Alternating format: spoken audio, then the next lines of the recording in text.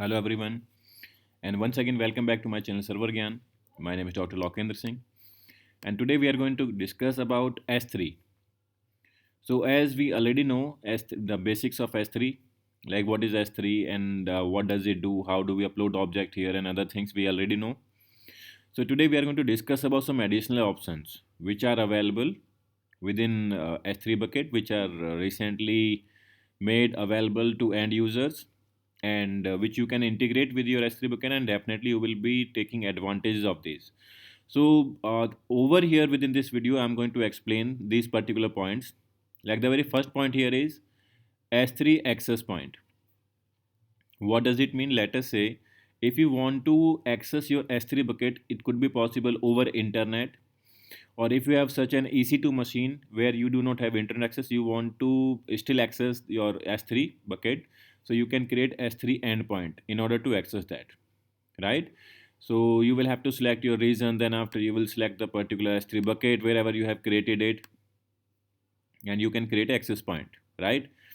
So access point will allow you to perform the operation on S3 object with the help of S3 endpoint, and that will be created in such a way. Let us say I'm going to select a region. Let us say I'm going to select this one. Any region I can take. So I'll hit here like create access point. It will ask me for a name. Maybe name I can define here demo. It will ask me to choose a particular S3 bucket. So I do not have any here. So I can define here maybe this particular bucket, but obviously for this particular bucket, I'll have to choose a different region, right? So for this demo example, I'm going to choose this one. So I'm going to define this one. It is going to be a virtual private network, like no internet access requests are made over a specified VPC only. In this case, this particular S3 bucket will be accessible from that VPC only. No other will be able to access it. If it is going to be internet, it means that then it will be obviously all the requests will be made over internet. If you want to block all of the access over to that like on that S3 bucket, you can enable this option. Then after you have this particular ARN, and if you want to create like sample policy, you want to create what sort of policy you want to create, you can select here. So that is a policy generator over here. You can select this particular component, like example S3 bucket delegating access control to the point. So what is going to be S3 bucket name, you can define that here, and other components, right? So you can figure out that particular component from this section. So let us say that we are going to create the access point.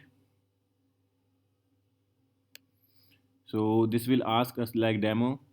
Uppercase letters are not supported here. So demo, I'll define here.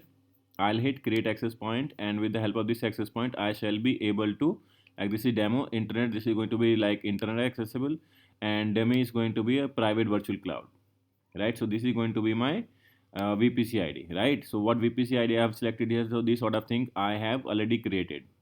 So this particular will be accessible over internet, and this will be accessible over VPC, right? So these are the things which we can do here. Okay, so after that we have here batch operations. What does it mean? So let us say when a job is used, batch operation means this is a particular type of job which is used to execute batch operation on all S3 buckets. So let us say we have million of S3 buckets and we want to perform any operation on that, right? So we can use these of this particular batch operation on that. For example, I have to delete any object, or maybe I have to I have to move storage class from one to another. So that's what I can configure with the help of batch operations here, right? Then after, for example, access analyzer. So we have million of objects in our S3 bucket. Size could be any.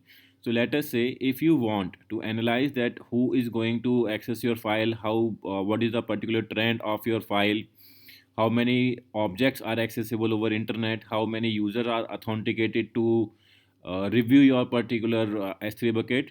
So what happens here, as and when you are going to associate some other user in order to access that component, in order to let us say you are going to modify your ACL, it means access control list. So these sort of things if you modify, then you will be able to see these sort of things within like 30 minutes only, and these things will be available to you on AWS IAM console, right? So that is like if you configure access analyzer for S3, then definitely you will be able to see these things on IAM console. View detailed findings on IAM console, so definitely IAM will be invoked here. Moreover, whenever you perform these sort of things, so it is recommended not to access, like as I'm logged in with my root account right now, so it is recommended not to log in with root account at the time of performing these sort of operations, right? Then after, like account setting for block public access, right now all the settings for public access are blocked here. If you want, you can edit it, like whatever particular component you want, you can enable that to be accessible over internet, right? Whatever you want you will block, and whatever you want you can allow. So if we talk about dashboard, so there is new service known as storage lens. So storage lens is going to provide you visibility into storage usage, activity trends at the organization or account level. What does it mean? Let us say we have an organization, and under that organization we have multiple accounts associated. Let us say we have account for billing and one account for production, second account for maybe a stage area, third account for development and other things, right? So we can check like what are the reasons where our buckets are created, what are the storage class mainly which we are using, what are the buckets, and what are the prefix here which we are going to use. So how we are going to create it? We will create a dashboard here. Then after we will daily aggregation we can check based on the bucket, reason, class, and other components. We can check it here. And after that analyze your storage. So if we need to analyze that how much storage we are using, so definitely this particular dashboard will allow us to do that.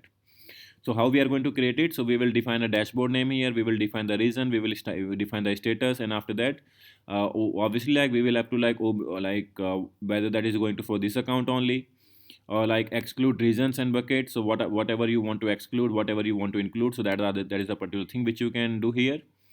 Then after matrix selection, so whether you are going to go for free matrix or you are going to go for advanced matrix.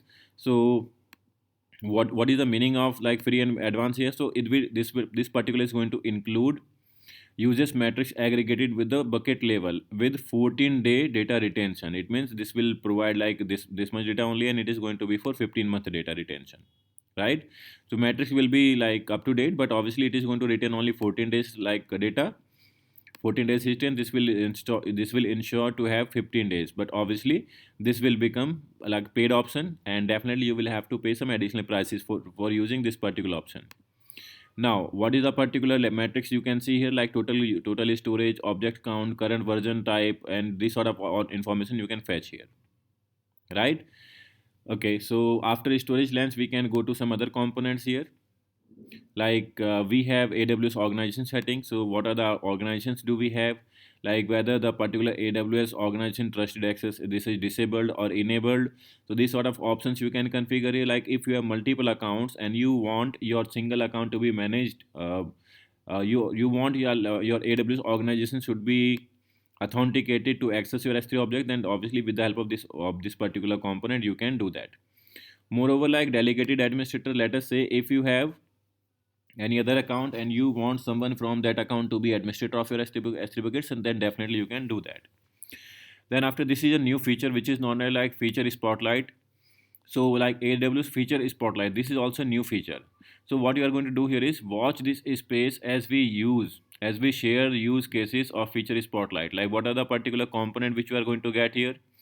You can see like now you can now activate automatic data archive to get the lowest storage cost in the cloud. So these are the particular some automation which can be achieved with the help of this particular component. Like feature spotlight will keep on informing you that what are the new things which are going on inside your S3 bucket. Because what happens so many times, it is usually seen that people are not aware with the latest feature of S3 in order to save your cost, in order to secure your accounts and these sort of things.